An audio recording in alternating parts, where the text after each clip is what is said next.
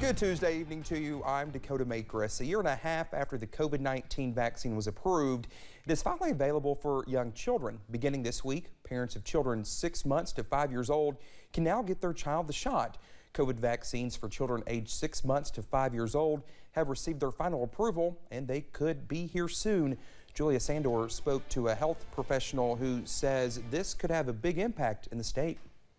Hi, how are you?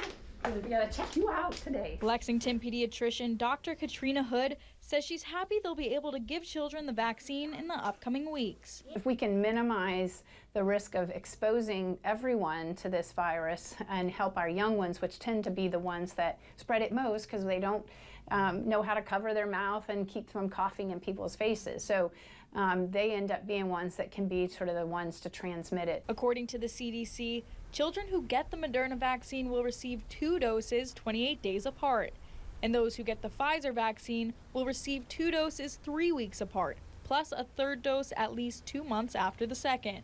Both of these will be smaller doses than the original vaccines. And Dr. Hood says to talk to your pediatrician or doctor to make sure you have the best option for your child. This is Tyler. Tyler Russell is only 2 months old, but her mother says once she is 6 months, she'll be getting her COVID vaccine. I feel pretty comfortable. I have enough confidence in the organization, scientists out there that have been working so hard to get them approved for kiddos. Although some parents are still hesitant to get their children vaccinated, Dr. Hood says to ask your pediatrician what's best for your child. Finally now, I mean, the whole population has the ability to get this vaccine. So yes, definitely excited and happy that we're kind of moving in all the right directions for the whole world. Julia Sandor, WYMT Mountain News. Well, vaccines are expected to be delivered by the end of the week to UK Pharmacists Care Clinic in Lexington. They hope to start giving vaccinations as soon as this upcoming Monday. The American Academy of Pediatrics is updating its sleep guidelines for babies. Well, its main message, co-sleeping under any circumstance is not safe. The AAP says that while many parents choose to share a bed with their baby to help with breastfeeding or because of cultural preferences, the evidence shows that co-sleeping significantly raises the baby's risk of injury or death.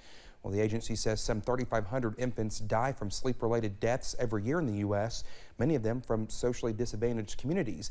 The AAP also says to avoid using Inclin products or crib decorations.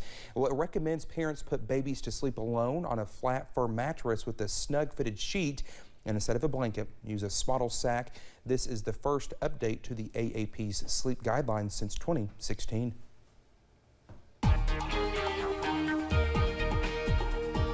While it has been warm today, several degrees above average for our high temperatures, I will say this. It's not been terribly humid, which means it's not been a terribly awful day, really, outside. We take a look. Well, we had it. Just give it a second. Hide on camera at UVA-wise. It'll come back in a second. Don't worry about that. 82 degrees there right now. They've got plenty of sunshine working in. Okay, I guess not. Mountain Parkway at Slade. Still watching a little bit of traffic there on the Parkway. Not a cloud in the sky there, and it's really helped warming us up this afternoon.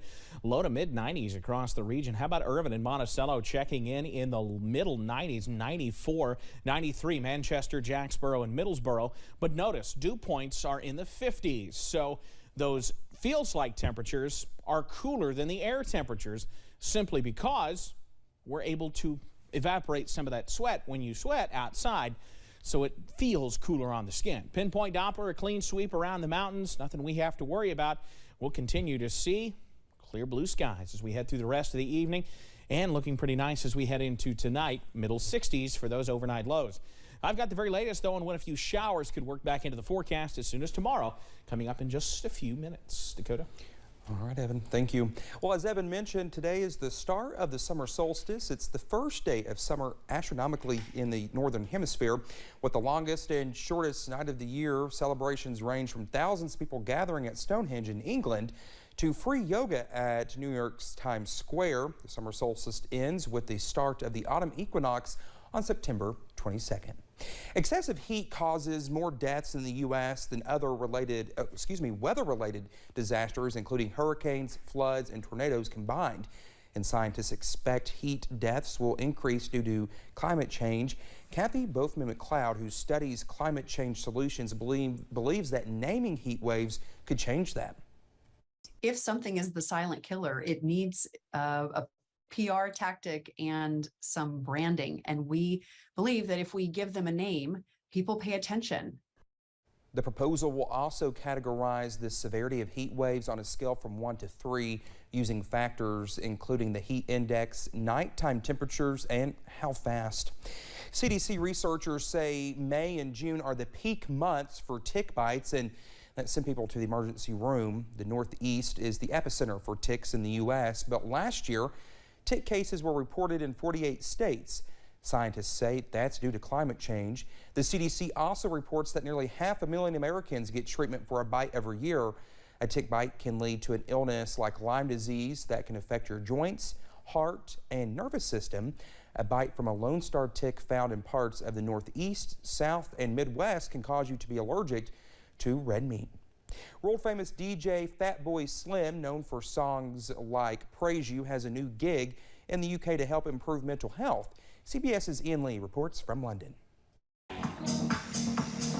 You may not recognize his face, but you know his music.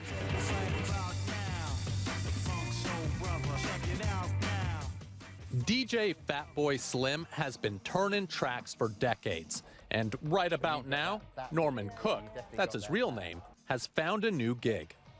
Oh, right, that was bang on.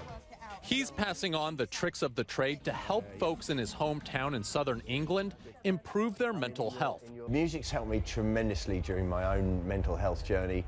As a DJ, what I try and do is help people escape, and sometimes it's good to escape your life or your stress for a couple of hours. Musician Jess suffered with depression before and during the pandemic. I've been in psychiatric hospitals at parts of my life. I don't think it's something to be ashamed of anymore. Right, how you doing? I'm good. 26-year-old singer Amber deals with constant crippling anxiety, but praises Fatboy Slim's support. Doing something like this, it just proves to me I can step outside of my everyday routine. Cook says seeing their joy boosts his mental health too. But seeing someone going, oh, we can do that, it's a beautiful thing. Music to his ears. That's also good for what's in between them. Ian Lee, CBS News, London. Fatboy Slim's DJ sessions are part of a government program in the UK to help people with severe mental health problems. AAA is predicting a record number of July 4th drivers despite gas prices hitting a record earlier this month. Well, the group predicts 42 million Americans, more than ever before, will take a road trip of 50 miles or more. The national average per gallon on Monday stood at $4.98. That's just pennies off the high of $5.02 reached a week earlier. And while AAA says travel demand is not tapering off, despite the higher expenses, fewer Americans will be flying to their destinations, only about 7% due to spikes in airfare. The cost for a plane ticket is reportedly about 14% more expensive than it was last year. Good news for federal wildland firefighters. They are getting a raise, at least a temporary one. President Joe Biden made the announcement this morning. In a statement released by the White House, the president called the raise for federal firefighters back pay. He said their biweekly checks will increase for 2 years by up to 50% of their annual base salary. Well, the funds will be drawn from the bipartisan infrastructure law. Additionally, President Biden said he would work with Congress and do everything in his power to secure long-term funding for federal firefighters. Well, what would you do if you saw someone drowning and there was not a single lifeguard on duty for miles? Experts say it's a reality for thousands of beaches and pools because of a critical national lifeguard shortage. Experts say there's a critical lifeguard shortage across America. New York City just canceled all of its swim programs. Milwaukee County has fewer than half of its pools open right now. We're not able to protect the lives and souls that come to the beaches or the water parks or the ocean, the lake, open waters. Some experts say interest in lifeguarding was already dropping when the COVID-19 pandemic hit. Retail giant Costco is the go-to solution for millions of consumers looking to save on everything from canned goods to toilet paper. Well, one of the chain's biggest draw is its $4.99 rotisserie chickens. To keep costs low, the company has even had its own chicken processing facility. But that operation now has Costco facing a lawsuit, accused of violating state laws against livestock neglect. The suit was filed by the animal law offices on behalf of 2 Costco shareholders by the non-profit group Legal Impact for Chickens. Among other accusations, the filing says Costco, quote, knowingly propagates chickens that are bred to grow so fast that many of them cannot stand under their own weight.